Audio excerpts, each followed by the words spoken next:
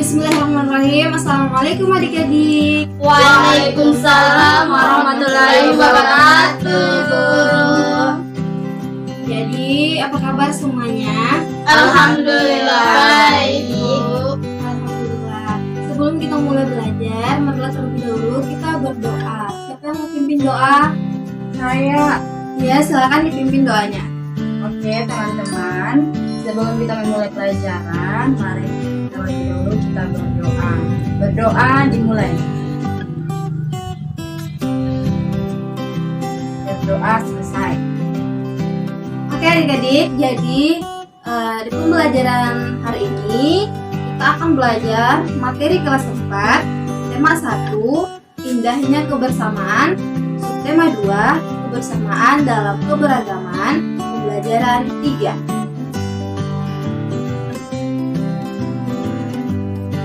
Nah, masih ingatkah adik-adik tentang indera pendengaran? Tidak. Ibu. Baik adik-adik, jadi telinga terbagi menjadi 3 bagian, yaitu ada telinga luar, telinga tengah, dan telinga dalam.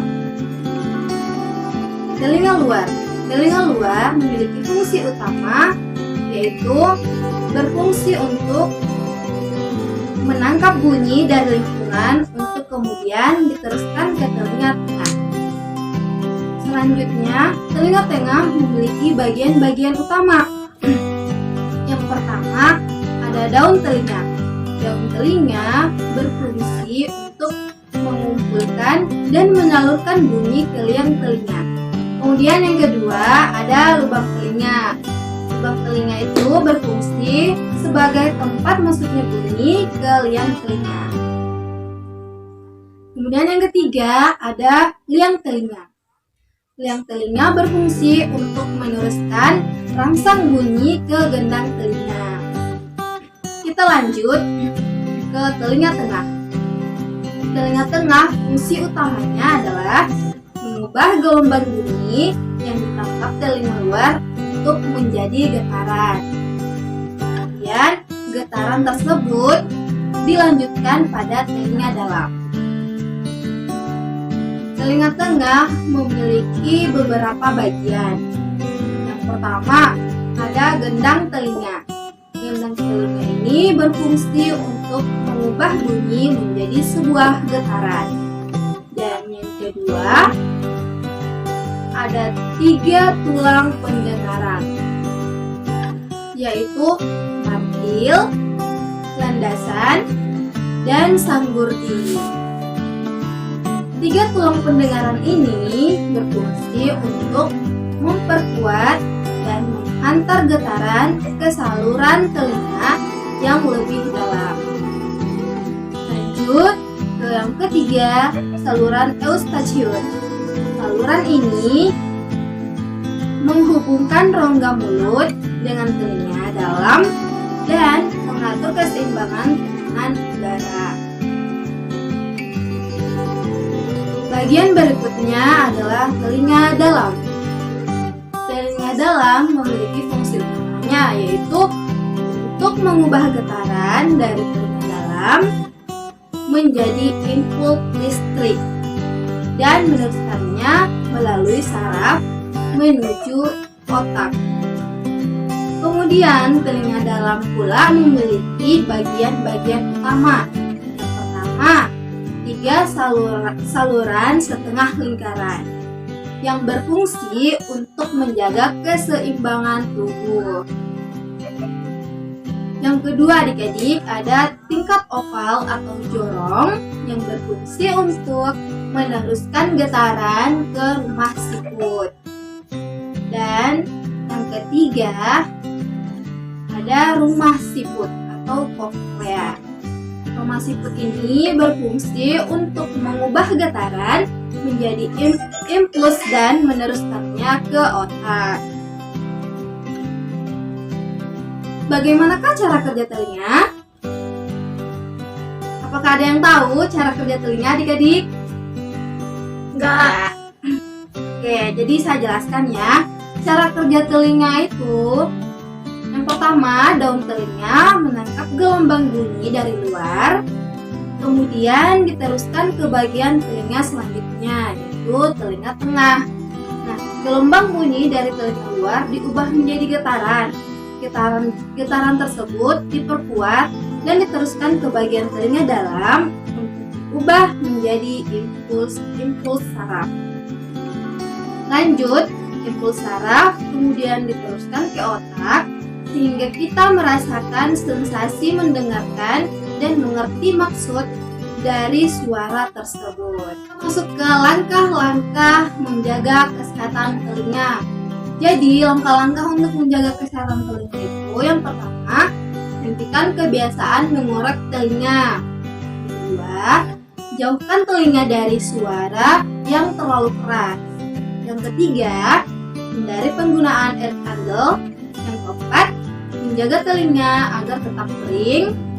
Dan yang kelima, melakukan pemeriksaan telinga secara rutin. Baik adik-adik, jadi itulah tadi sistem pendengaran, indera pendengaran pada manusia.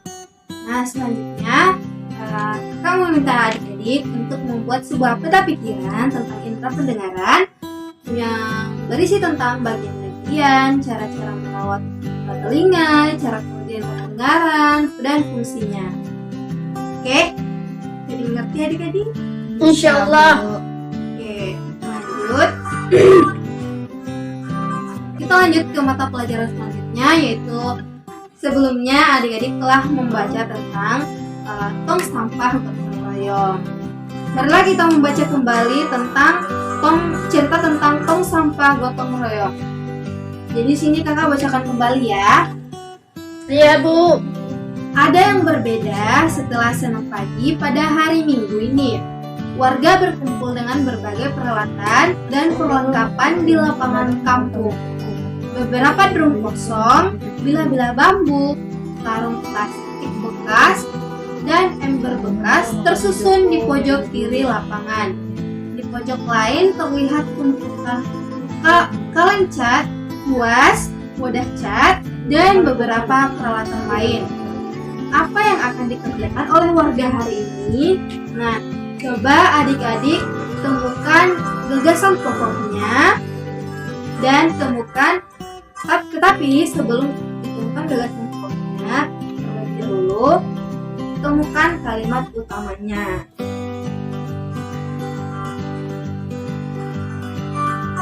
Adik-adik, sebelum kita mencari kalimat utamanya, di sini sudah ada ciri-ciri kalimat utama. Ciri-ciri kalimat utama yang pertama mengandung permasalahan yang dapat diuraikan lebih lanjut.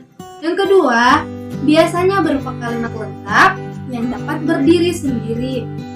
Ketiga, mempunyai arti yang jelas tanpa dihubungkan dengan kalimat lain.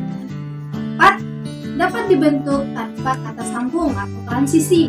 Dan kelima, pada paragraf induktif, kalimat utama seringkali ditandai kata-kata kunci seperti sebagai kesimpulan, yang terpenting, jadi, dan dengan demikian, seperti itu. Oke, jadi di sini setelah kita membaca tadi cerita tentang tong sampah gotong royong, kita dapat menyimpulkan bahwa kalimat utamanya adalah terdapat pada warga berkumpul dengan berbagai peralatan dan perlengkapan di lapangan kampung. Penjelasan pokoknya adalah warga berkumpul di lapangan kampung. Bisa dimengerti adik-adik? Bisa. Oke adik-adik, itulah hasil pembelajaran kita pada hari ini. Kurang dan lebihnya mohon dimaafkan.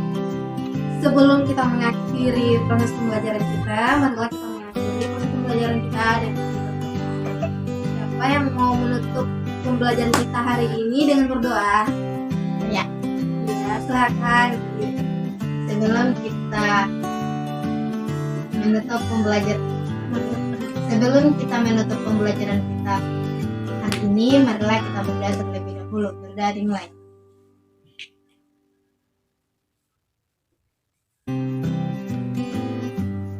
Doa selesai.